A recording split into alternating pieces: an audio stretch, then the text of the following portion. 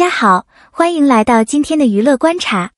蜀锦人家被多个亚洲国家和地区买下播出版权，这件事表面看只是一个发行业务层面的好消息，但真正值得聊的，其实不是又多了几个平台上线，而是这背后释放出的一个信号，这部剧至少在市场判断里已经具备了跨地区传播的能力。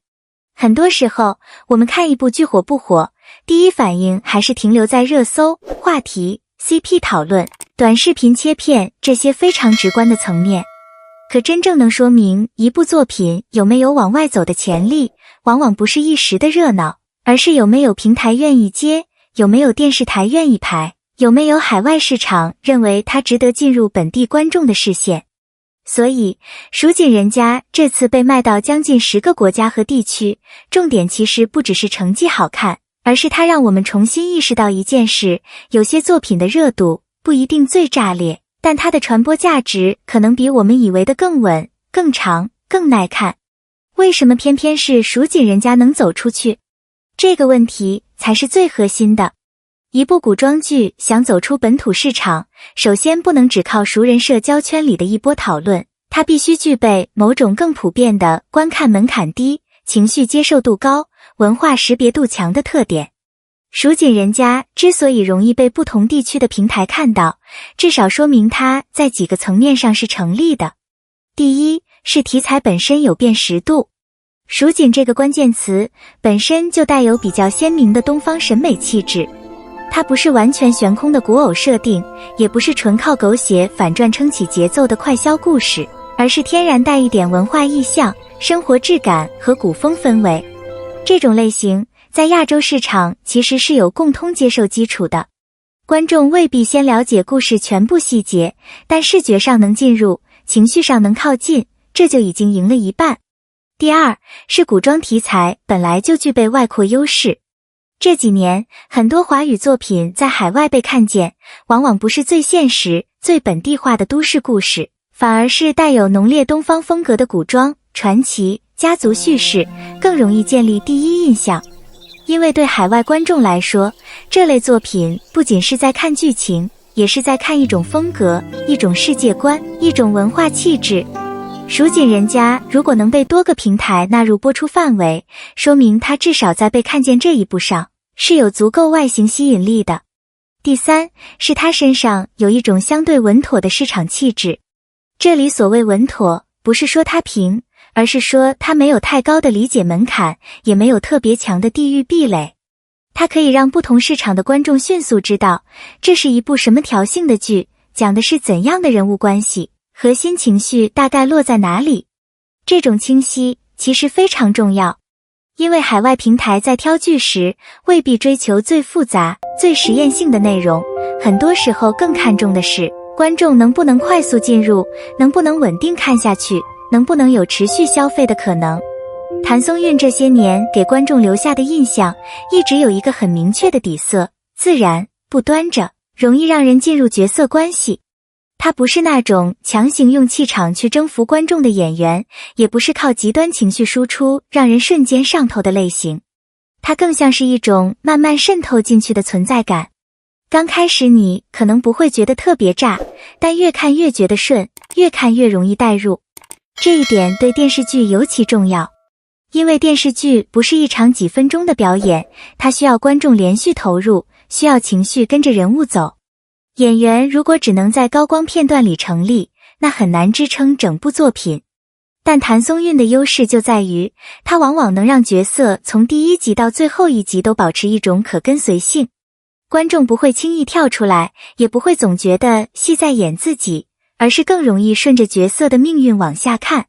这也是为什么她的很多作品未必每次都以最夸张的方式爆开，却总能留住一批真正愿意追剧的人。他的观众基础也许不是最喧闹的，但常常是很实的。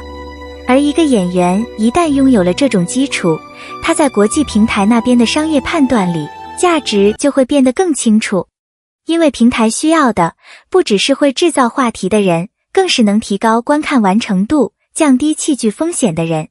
聊到这里，一个绕不开的问题自然就出来了，这次蜀锦人家能卖到这么多国家和地区，究竟更多是在说明这部剧本身有市场，还是在说明谭松韵的号召力依然很强？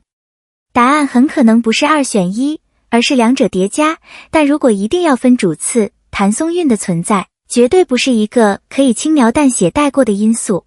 因为在娱乐市场里，演员的价值从来不只是演得好不好，还包括他能不能给平台一种稳定感。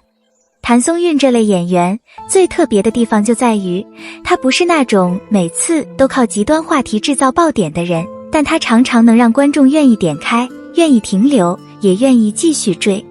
这种能力放在内娱其实很稀缺。我们现在会发现，很多演员拥有一瞬间的讨论度，却不一定有持续的观众缘。热搜很高，镜头很多，争议也很大，但真正落到作品层面，观众未必愿意花时间追完整部剧。谭松韵恰恰相反，她的声量有时候看起来并不最刺眼，可她给人的感觉很稳定，很舒服，也很容易建立信任。而这种信任感，恰恰是影视市场里最有价值的资产之一。值得注意的是，被多个国家和地区买下播出权，并不等于一夜之间就成了全球爆款。这个界限我们还是要分清，但它依然非常有讨论价值，因为这说明蜀锦人家至少已经通过了第1轮市场筛选。也就是说，在不同地区的平台眼里，这部剧是可以推出来试的，是具备一定受众基础的，是有机会被当地观众接受的。这跟单纯在内地热搜上刷存在感完全不是一回事。热搜证明的是及时关注，版权外销证明的是市场判断。前者看的是一时的讨论密度，后者看的是作品能不能被放进更大的发行体系里。一个偏流量逻辑，一个偏长期逻辑。真正聪明的内容观察，不该只盯着哪条词条上了榜，更该看哪些作品正在悄悄拥有更长的生命线。所以，蜀锦人家这次的意义就在这里，它未必是那种最轰轰烈烈、最容易引爆情绪的案例，但它很像一种更扎实的成功。没有那么吵，却一步一步往外走了，这反而更值得认真看。如果把这条消息放到谭松韵的个人发展上来看，她其实强化了一个很关键的标签，她不仅有观众缘，而且这种观众缘是可以跨市场理解的。这几年，内娱对演员的评价标准一直在变，有时候比拼的是流量数据，有时候比拼的是商业代言，有时候又比拼角色破圈能力。但真正能让一个演员走得更远的，常常是另一种东西，他能不能在不同类型作品里都保持观众对他的基本信任。谭松韵身上最难得的一点就在这里，他身上没有特别强的攻击性，也没有让人疲惫的过度包装。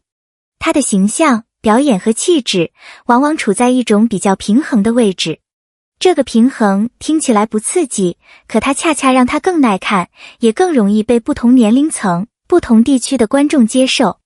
换句话说，他不是那种只能服务某一种特定审美的演员，而是拥有更宽一点的情感覆盖面。这对于一部需要拓展海外传播的作品来说非常重要，因为跨市场传播最怕的就是演员气质太单一、太内娱化、太依赖特定社交语境。一旦脱离原来的讨论环境，吸引力就会打折。但谭松韵的表演方式和公众形象反而相对容易被理解，这就让她在外部市场里也显得更安全、更有说服力。因为现在的娱乐环境太容易追逐短平快的刺激了，今天一个热搜，明天一个争议，后天一个片段出圈，大家都在追最响亮的声音。可真正能够留下来的作品和演员，往往不是最吵的那一个，而是那个在热闹过去之后，观众还愿意继续看、继续记得、继续推荐的人。蜀锦人家这次的海外播出消息，恰恰给了我们一个重新判断热度的机会。不是所有值得关注的内容都要靠高烈度冲突来完成，也不是所有有价值的作品都必须先在舆论场里打得满天飞才算成功。有时候，一部剧能稳稳地进入更多市场，一个演员能被持续地放进不同平台的选择名单里，本身就说明他有一种不喧哗但很有力量的存在感。这种力量也许不会让每个人第一时间尖叫，但会让很多人慢慢意识到，原来他一直都在，而且一直都很能打。更合适的看法，也许不是急着把他夸成神话，也不是立刻泼冷水说这也没什么。更值得讨论的是他为什么能被这么多市场看见，而这背后又是怎样一种作品气质和演员价值在共同发挥作用。蜀锦人家卖到近10个国家和地区，至少说明它不是一部只能停留在单一市场语境里的剧。它具备一定的传播条件，也释放出比较明确的外部认可。而谭松韵在这件事里，不只是主演的名字这么简单，它更像是整部作品里那个让市场觉得值得信赖的支点。所以，从这个角度看，这次消息的真正看点，并不是一句恭喜就能说完的。它更像是在提醒我们，真正有持续价值的演员，从来不只是靠1、2次爆红撑起来的，而是靠一次又一次让观众愿意进入作品，让平台愿意下注。这可能才是谭松韵最稳定，也最不容易被取代的地方。你觉得蜀锦人家这次能卖到近10个国家和地区，更说明是作品本身有优势，还是谭松韵的观众缘和市场号召力真的很强？欢迎在评论区聊聊，我们下期见。